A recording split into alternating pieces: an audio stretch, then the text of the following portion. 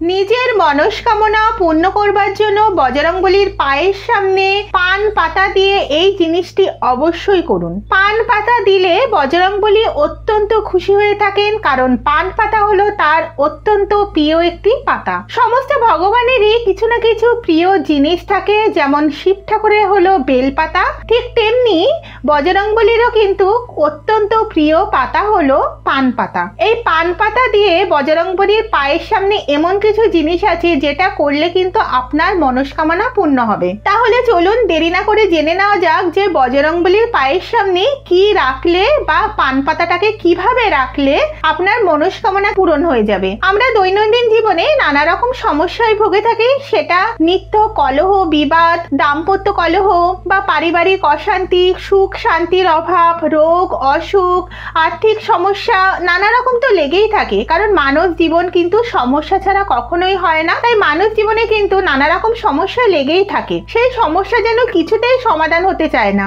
আমরা যদি এই সমস্যার সমাধানের জন্য আমরা ঈশ্বরের সহানুভূতি যদি না পাই, তাহলে কিন্তু আমরা এই সমস্যা কখনোই কিন্তু দূর করতে পারবো না। তাই ঈশ্বরের কাছে নিজেকে আত্মসমর্পণ করে দিতে হবে।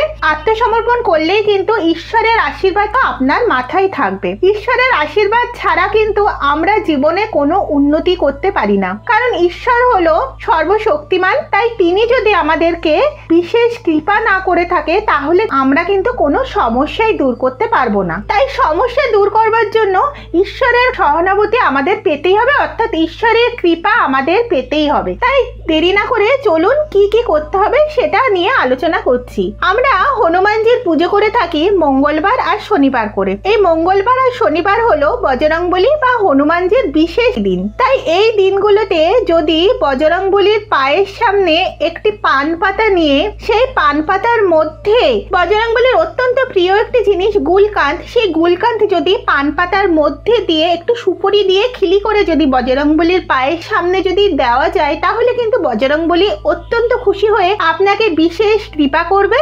আর যদি গুলকান্দ যদি না পান, তাহলে বজরংবলী অত্যন্ত প্রিয় একটি খাবার আখের গুড়, আখের গুড় আর ছোলা, দুটো লবঙ্গ আর একটি এলাচ দিয়ে যদি পান পাতা খিলি করে বজরংবলীর পায়ের কাছে দিয়ে বলা যায়, হে বজরংবলী, আমার যা সমস্যা সেই সমস্যা তুমি দূর করো, তাহলে কিন্তু বজরংবলী অত্যন্ত খুশি হয়ে আপনাকে বিশেষ আশীর্বাদ করবে, অর্থাৎ বিশেষ কৃপা করবে। এবারে বলবো যে এই পান পাতা যেদিন কিলি করে বজরংবলীর পায়ের কাছে দেবেন, সেদিন আর কি কি করবেন। অবশ্যই সেদিন বাড়িতে নিরামিষ আহার গ্রহণ করবেন, কারণ নিরামিষ আহার গ্রহণ না করলে কিন্তু বজরংবলীর কাছে যাই দেবেন সবকিছু কিন্তু বিফলে হয়ে যাবে। কারণ বজরংবলী নিজে কিন্তু ব্রহ্মচারী, তাই ব্রহ্মচর্য প্রথা পালন করেই কিন্তু বজরংবলীর পুজো দিতে হবে সেদিন। অবশ্যই সেদিন হনুমান চল্লিশা পাঠ করবেন শুদ্ধ বস্ত্রে শুদ্ধ চিত্তে। আর অবশ্যই সূর্যোদয়ের আগে ঘুম থেকে উঠে স্নান করে নিতে হবে এবং চেষ্টা করবেন সকাল সকাল পুজো দিয়ে নেওয়ার, অর্থাৎ সকাল 10টার মধ্যে যদি বজরংবলীকে আরাধনা করতে পারে তাহলে কিন্তু বিশেষ ভালো হয়। ওই দিন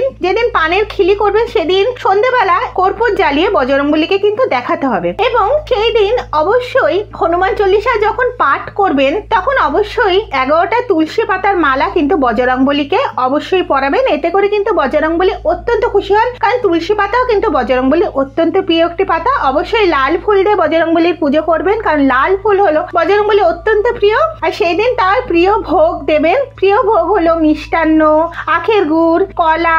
কলা তো অবশ্যই বজরংবলীর পায়ের কাছে অবশ্যই দুটো কলা দেবেন এবং বজরংবলীকে খুশি করবার জন্য পানের খিলি করে কিন্তু সারা রাত বজরংবলীর পায়ের কাছে রেখে দেবেন। এতে করে আপনার কিন্তু খুবই শুভ ফল আপনার জীবনে ঘটবে।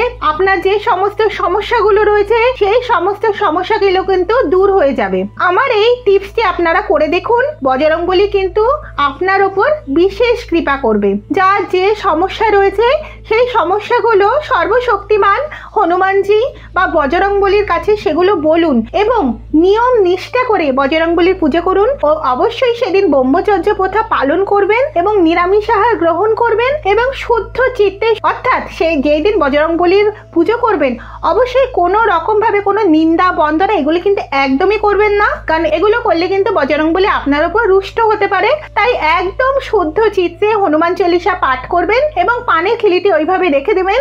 দেখবেন আপনার জীবনে সমস্ত সমস্যা কিন্তু দূর হয়ে গেছে। আমার এই ভিডিওটি যদি আপনাদের উপকারে লেগে থাকে তাহলে অবশ্যই ভিডিওটি শেয়ার করবেন। যদি আরো ভালো লেগে থাকে তাহলে লাইক, কমেন্ট এবং সাবস্ক্রাইব করে দেবেন এবং কমেন্টে জয় বজরংবলীর জয় এবং জয় শ্রীরাম লিখতে ভুলবেন না। জয় শ্রীরাম, জয় বজরংবলীর জয়।